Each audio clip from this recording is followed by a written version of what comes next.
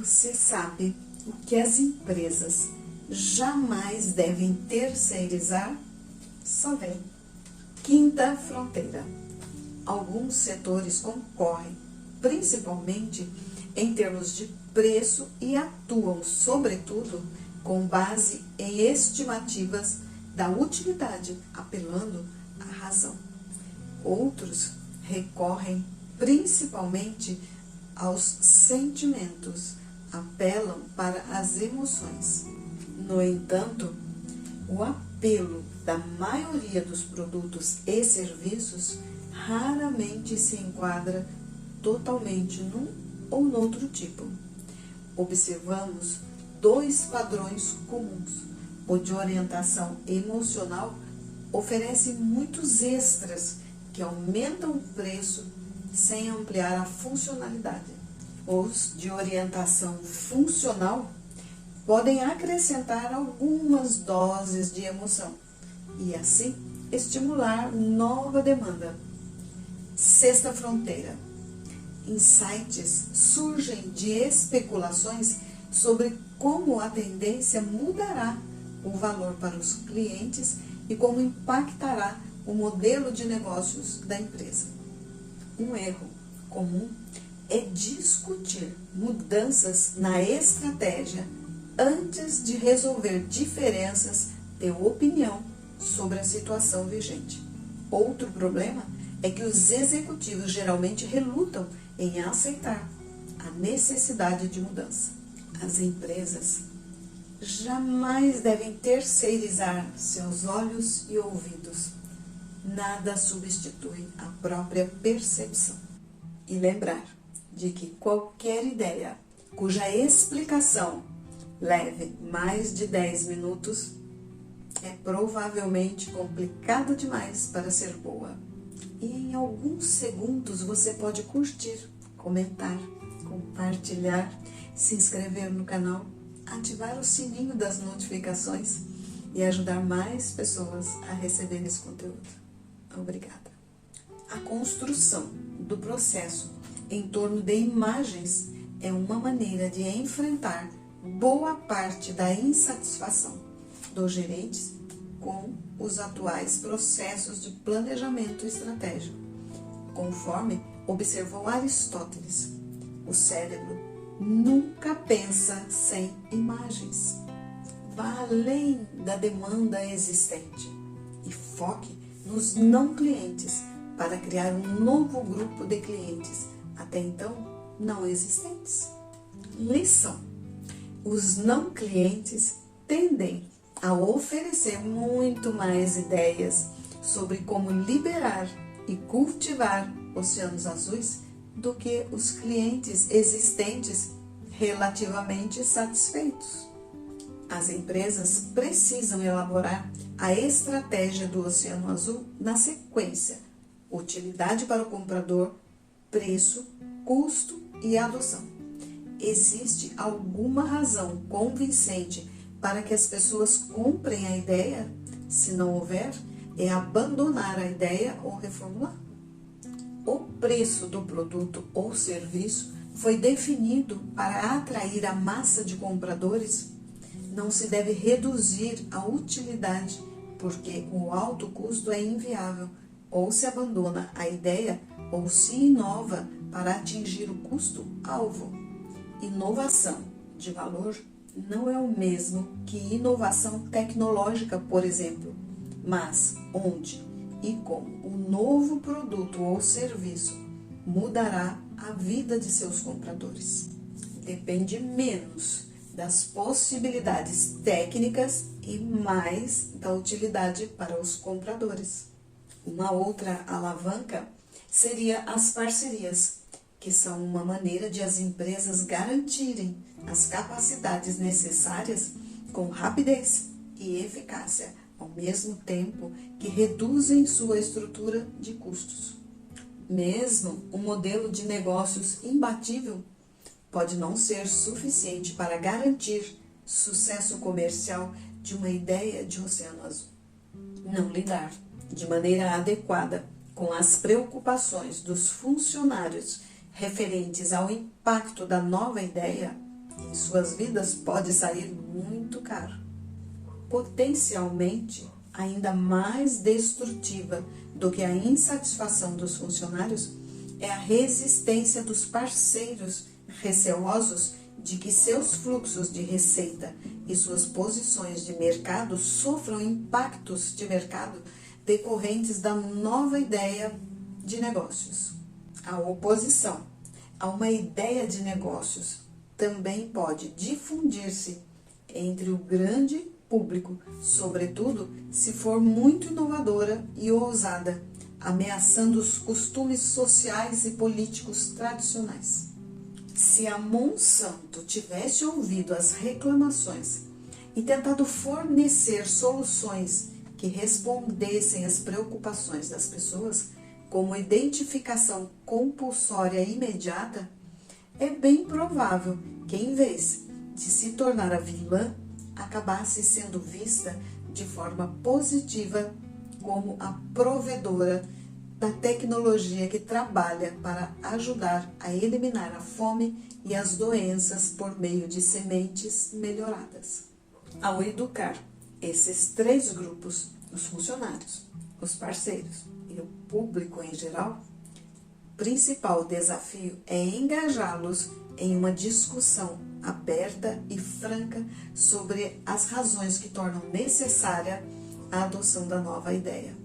As empresas, como as pessoas, geralmente enfrentam dificuldade para converter pensamento em ação, seja em oceanos vermelhos ou azuis. Os gestores garantem que o desafio é árduo, pois abrange 4 barreiras. A primeira é cognitiva: despertar os funcionários para a necessidade da mudança de fundamentos. Desperte você também e ajude mais pessoas a receber esse conteúdo, curtindo, comentando, compartilhando, se inscrevendo no canal. Obrigada.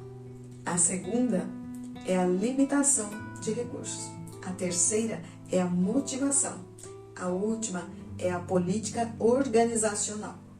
A liderança, no ponto da virada, cria condições para que se superem esses 4 obstáculos com rapidez e baixo custo, ao mesmo tempo que se conquista o apoio dos funcionários na ruptura do status quo. Quando Bill Bratton foi nomeado comissário de polícia, Nova York rumava para a anarquia. O número de assassinatos quebrava todos os recordes. Casos de roubo, ataques da máfia, justiceiros e assaltos à mão armada eram manchetes diárias na imprensa. Com salários miseráveis, condições de trabalho perigosas, jornadas muito longas e pouca esperança de promoção funcional, o moral entre os 36 mil policiais estava no fundo do poço, para não falar nos efeitos depressivos dos cortes orçamentários, dos equipamentos inoperantes e da corrupção desenfreada.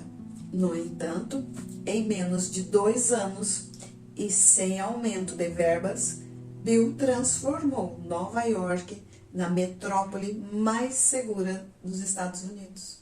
A organização ganhou à medida que aumentavam os lucros. A criminalidade, em geral, caiu 39%, os assassinatos 50% e os roubos 35%. O índice de confiança do público na polícia saltou de 37% para 73%. O ponto-chave para a liderança do ponto da virada é a concentração, não a difusão. A liderança no ponto de equilíbrio parte da realidade muito pouco explorada de que todas as organizações, algumas pessoas, atos e atividades exercem influência desproporcional para o desempenho. A batalha mais difícil consiste simplesmente em conscientizar as pessoas quanto à necessidade da mudança estratégica e convencê-las de tal necessidade. A maioria dos CEOs tenta argumentar apontando para os números e insistindo que a empresa defina e alcance melhores resultados. Só existem duas alternativas para o desempenho: alcançar as metas ou superá-las. Concentram-se em fazer com que as pessoas vejam e experimentem a dura realidade em primeira mão, ver para crer. Inspirar rápidas mudanças de mentalidade que sejam impulsionadas internamente pelas próprias percepções pessoais. Quando Bill gerenciava a polícia, o conselho decidiu comprar carros pequenos para a patrulha, que envolviam menores custos de aquisição e operação. Em vez de combater a decisão, Bill convidou o gerente-geral a conhecer o distrito, para que ele sentisse o horror que seria perpetrado a qualquer momento. Foi buscá-lo num carro de patrulha pequeno. Puxou os bancos para a frente para que percebesse como seria difícil para um policial alto acomodar as pernas. Também fez questão de sair para um passeio com o cinto de policial, com as algemas e o revólver, para que o gerente percebesse como era acanhado para acomodar as ferramentas do ofício. Além disso, não evitou nenhum buraco ao longo do trajeto, para deixar clara a instabilidade do veículo. Depois de 2 horas, o gerente-geral estava ansioso para sair daquela arapuca e disse a Bill que não entendia como ele aguentava ficar tanto tempo num carro tão apertado e ainda por cima com um criminoso encolhido no banco traseiro. E assim, Bill recebeu veículos espaçosos e potentes, compatíveis com sua nova estratégia. Para desequilibrar a barreira cognitiva, é necessário não só arrancar os gestores do conforto dos escritórios para mostrar-lhes os horrores operacionais, mas também levá-los para ouvir, sem intermediários, os clientes desgostosos, depois que reconhecem a necessidade de mudança estratégica e concordam mais ou menos com os contornos da nova estratégia. A maioria dos líderes se defronta com a dura realidade da falta de recursos.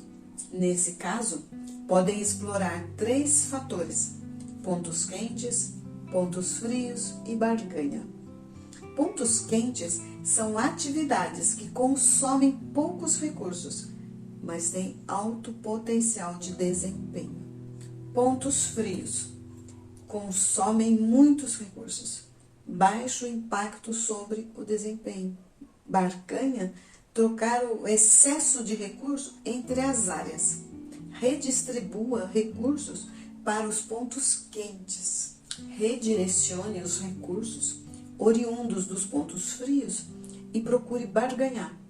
Para que a nova estratégia se converta em ação, as pessoas devem não só saber o que precisa ser feito, mas também agir com base nessas ideias de maneira permanente e eficaz. Para que a mudança estratégica realmente aconteça, os funcionários de todos os níveis devem se movimentar em massa, mirando os principais influenciadores da organização, que deverão basear-se na transparência, inclusão e no processo justo. Se as pessoas não acreditarem que o desafio estratégico é superável, a execução da mudança torna-se improvável. Quanto mais provável se torna a mudança, mais ferozes e ruidosos ficarão aqueles que resistem. E sim, podemos melhorar. Podemos melhorar a nossa vida aprendendo a cada dia. E uma das formas é com a leitura. Eu me chamo Regina e aqui compartilho com vocês as minhas leituras.